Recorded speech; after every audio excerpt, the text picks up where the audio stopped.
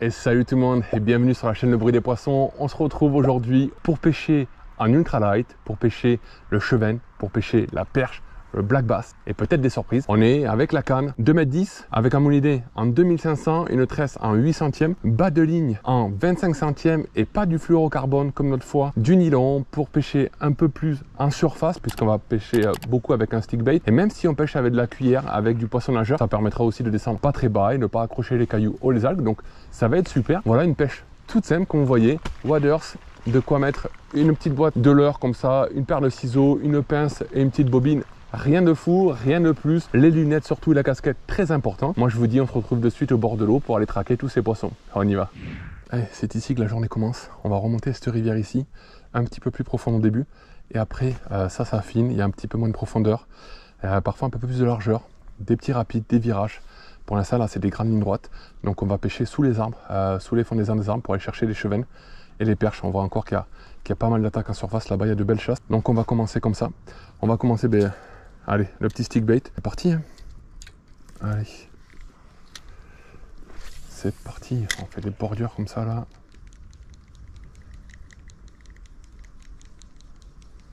Allez. Pas mal de feuilles là pour l'instant. J'espère que ça va pas trop nous embêter. Il y a des attaques là. De la chasse.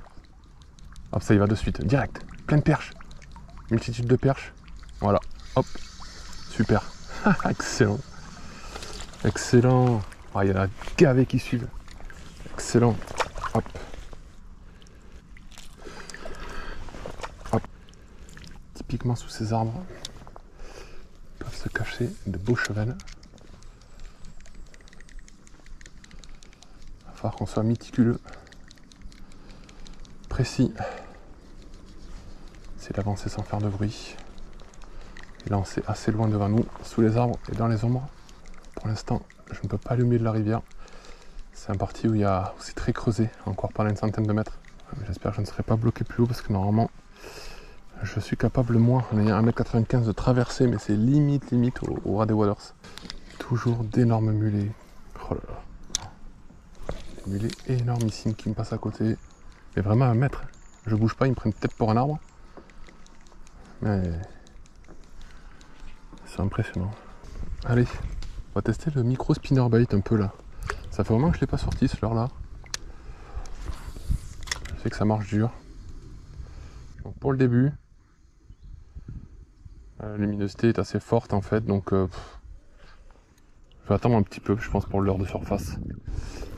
Je vais attendre un tout petit peu pour le leurre de surface. Ça fait longtemps que je ne l'ai pas sorti. Donc j'ai envie de le mettre. Voilà. Moi, je pêche avec les leurres qui me font plaisir. Alors forcément... Là, c'est quoi ça? Où ça se décalait? Où ça se décalait? Ouh, c'est des chevennes ça ou c'est quoi? C'est un banc de chevennes? Ou c'est des...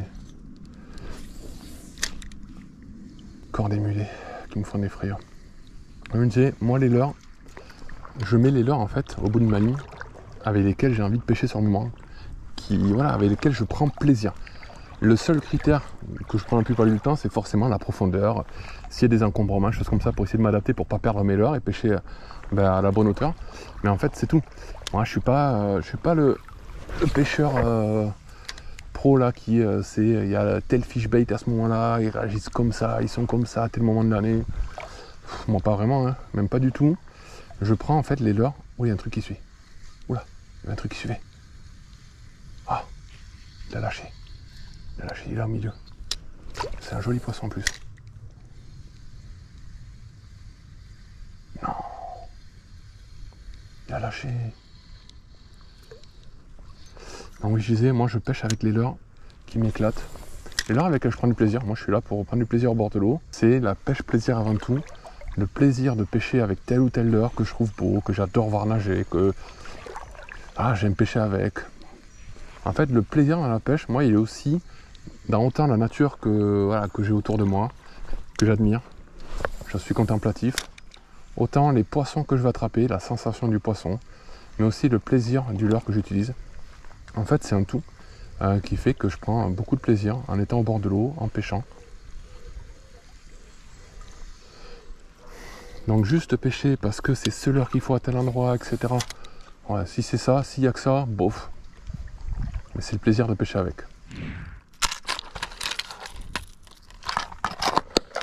Allez, pour l'instant c'est tellement calme en surface, peut-être trop de soleil. On va attendre que le soleil décline un petit peu, le début du coup du soir peut-être, ou on verra s'il y a un petit peu d'activité. Mais on va passer sur comme ça, un poisson nageur. Celui-ci c'est un leurre de chez Ilex, le tricorol. Une petite couleur truite, très naturelle. Voilà, on va descendre un petit peu juste, rien de fou. On va descendre un petit peu, voir si ils peuvent attaquer, s'ils sont un peu boudeurs sur la surface.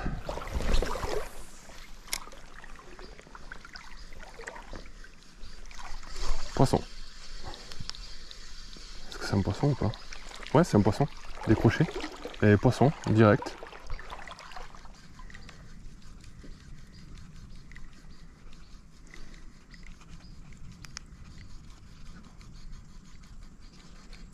Je sais pas si vous l'avez vu celui-là.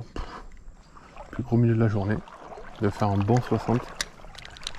Mais une épaisseur de fou.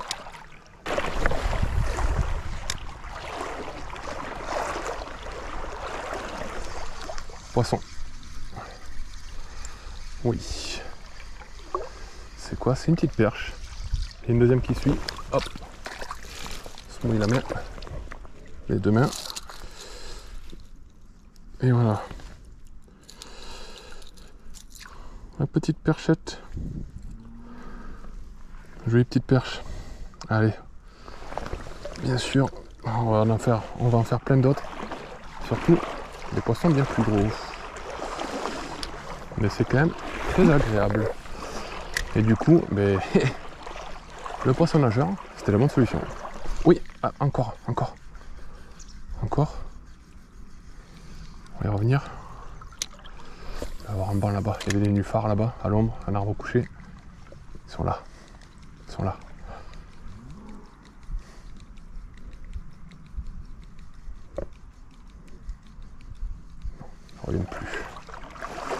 Ils ne reviennent plus. Alors les endroits comme ça qui sont à l'ombre, on va bien les éviter pour pas effrayer les poissons qui sont à l'ombre, parce que bien évidemment la plupart sont dedans. Ils sont à l'ombre. Ils attendent tranquillement que quelque chose tombe.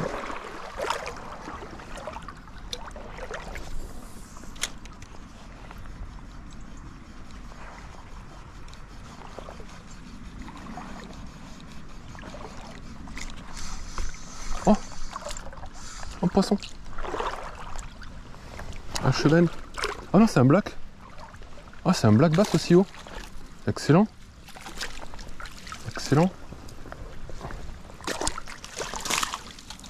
Oh, je pensais pas faire un black bass aussi haut. Vous voyez. Et bien voilà. Je suis en train de faire mon dernier jerk avant de lever la canne. Et je fais un petit bloc. Oh, c'est pas mal ça. Allez, petit bass. La liberté. Et la bonne idée, c'était de mettre ce petit tricorol. Mais très naturel. Mat. Pas de brillant, pas de flash. Même si on le voit très bien nager, il n'y a pas de souci. Comme quoi, pour l'instant, en surface, il y a du poisson, mais en surface, pour l'instant, ça veut pas. La cuillère comme ça, dorée, rouge, point noir.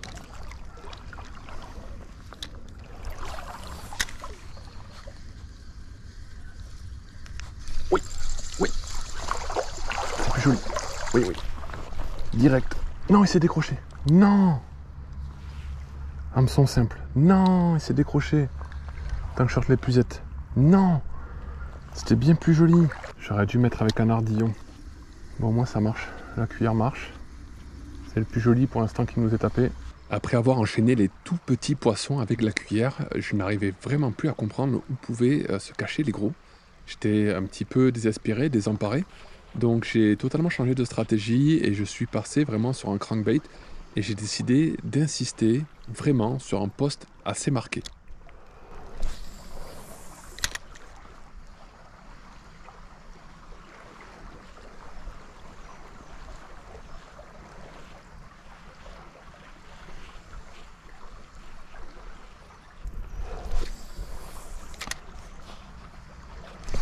Oui.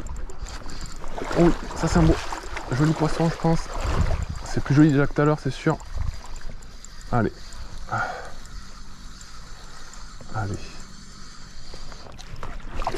j'ai ici mon poulet. Oui, c'est un joli poisson ça. c'est un joli poisson ça. Ah, c'est un joli poisson ça. Allez, viens ici. Oui. Yes. En plus, il se décroche à l'épuisette. Magnifique. Et bien, j'ai bien fait d'insister du coup au crankbait. Ben, j'ai voulu peigner, déjà taper sur les bordures. Lui, je pense qu'à la bordure, il m'a tapé directement. J'ai à peine commencé à mouliner qu'il m'a pris direct. Un super poisson. Un joli poisson de la rivière. Je suis très très content. Je commençais à désespérer. Super. Je suis très heureux. Allez, ça fait un petit moment que je ne m'étais pas servi du petit crankbait comme ça. Silencieux. Silencieux. Qui fait la différence. Allez, je vais essayer de vous le montrer. Il va essayer de se débattre, c'est sûr. Regardez. Super poisson. Et voilà. Le beau cheven de la journée est là. Je suis très content. Une belle attaque vraiment sur l'impact. Respire. Voilà. Voilà. Voilà. Superbe. Le crankbait silencieux a fait la différence. Il fait souvent la différence sur les endroits qui sont assez pêchés. Le fait d'y passer un leurre silencieux crée souvent la surprise. Si vous ne connaissez pas la petite histoire de ce crankbait, c'était en voyage à Paris, en petite balade. Il y avait une péniche. Vous savez qu'ils faisaient les petits voyages sur la Seine pour les touristes. Et j'ai vu, lorsque la péniche est arrivée, j'ai vu sur la bordure ce crankbait qui était accroché. Beaucoup de street fishing là-bas. Donc quelqu'un a voulu lancer sur la bordure de péniche. Il a perdu son leurre. Et moi, quand il est arrivé, je l'ai récupéré. Le petit Z-bait à 25 balles. Ça doit faire 4-5 ans que je pêche avec. Il est un peu abîmé. Mais j'ai changé juste les hameçons et il pêche toujours aussi bien. Il tient vraiment la route. Et silencieux, souvent quand je le sors, ça fait son effet. Il fait son petit carton. Vous voyez là, c'était assez dur. Sur l'endroit, je pense que cette zone est très très pêchée. Ils sont très sollicités. J'ai insisté. Et puis voilà, le petit silencieux a fait chavirer ce beau petit cheven là-bas sur la bordure. La vidéo va se terminer comme ça, sur ce beau poisson. La session a été un petit peu animée. Il y a eu des frustrations, il y a eu des réussites. Voilà, je pense que c'était la dernière très très belle journée de l'été. On est fin août. Dans 2 jours, il commence à y avoir beaucoup de pluie. Donc je pense que les rivières vont remonter d'un coup, et tant mieux. Mais ça va être plus compliqué à pêcher. Donc je pense qu'on va se rabattre du coup sur le brochet. En tout cas, je vous dis à très bientôt pour de nouvelles aventures au bord de l'eau. Salut tout le monde!